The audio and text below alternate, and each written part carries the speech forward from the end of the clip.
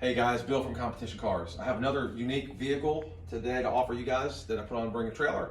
96 Volvo 850 Turbo Platinum Edition wagon.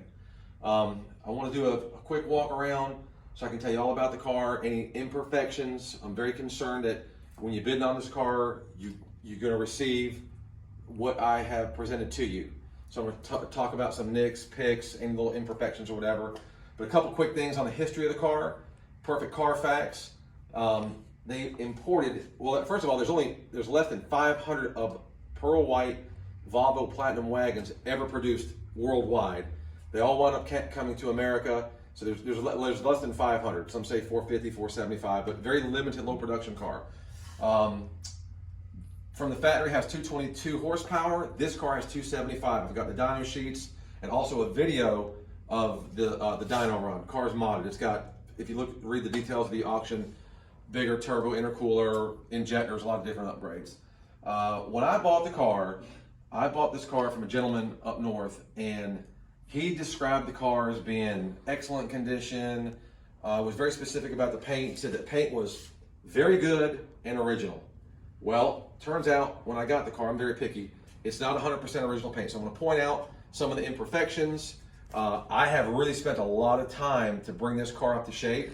So this car looks way better, and the paint and body are in way better condition than it was when I bought it. So what did I do? I had the door dent guy, the dent guy come around and fix all the door dents. I buffed it, wet sanded, polished. I did a little bit of paint work. This top rail here had a couple dings right here that my paint guy couldn't get out. So I painted that. The car is mostly original paint. I want to say this side here, above the molding, has had some paint work. And then the hood, which the guy told me the hood was repainted. He did say the hood had been repainted, and the front bumper was repainted because of rock chips.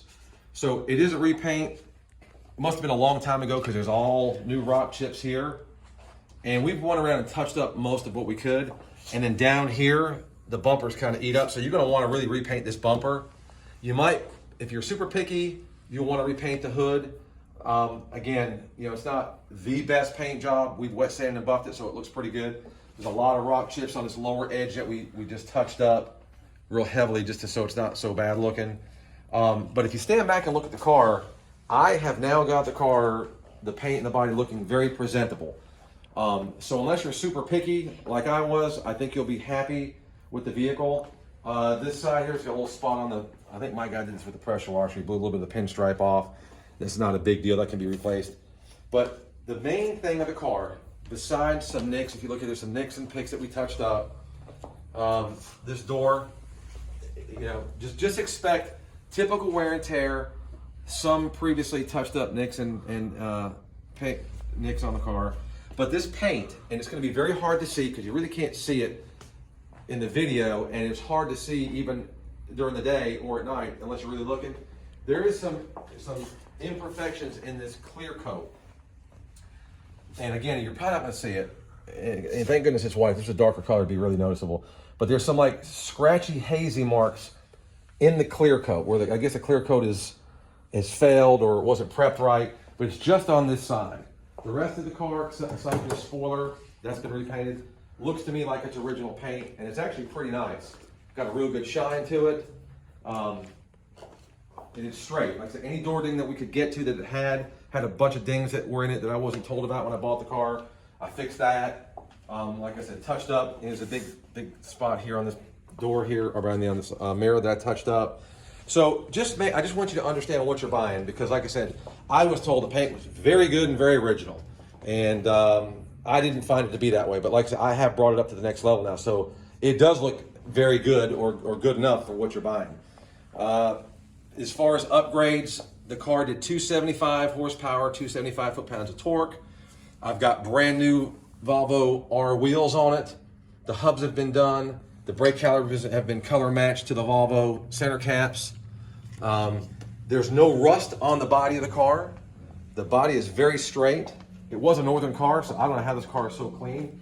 The undercarriage, which I'll have pictures posted of that, it just has surface rust on, obviously, some metals, nuts and bolts and things of that nature. There's no major rust or rot. This is pretty cool. That's a novelty tag. That's not a real tag. Swedish. I guess you guys can figure that one out.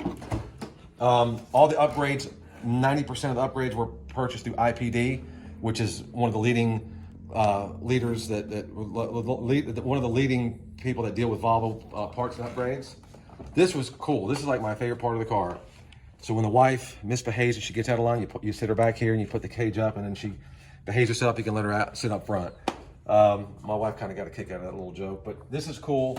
The little jump seats in the back. It's got the cage. I'm assuming this was designed for like an animal. If you want to put your pet back here, keep them separated. The overall interior of the car is very, very nice. The interior is really the highlight. You know, I mean, very clean. All the leather's good. The carpet's good. You know, it had some stains in the carpet that I scrubbed on. Most of that stuff came out. If you look in the pictures, you'll see it's pretty good. Couple things, and I'll go around the other side. There's little spots on the steering wheel from jewelry, where like a ring or something kind of gouged it up a little bit. But the seats, it's got a little bit of tiny wear there, which is typical. Power seats on both sides. Air conditioning's cold. Everything works on the inside. What doesn't work 100% properly, and it's not really a big deal. When I got the car, it did not have the wiper arms on it. I guess he was going to take the wiper arms off, or took them off, thought it looked better. I like these, so I bought new wiper blades and arms, and I bolted them on, and they work, but they don't work just right, so they're a little bit out of whack there. And this one power window switch, I'll show you here.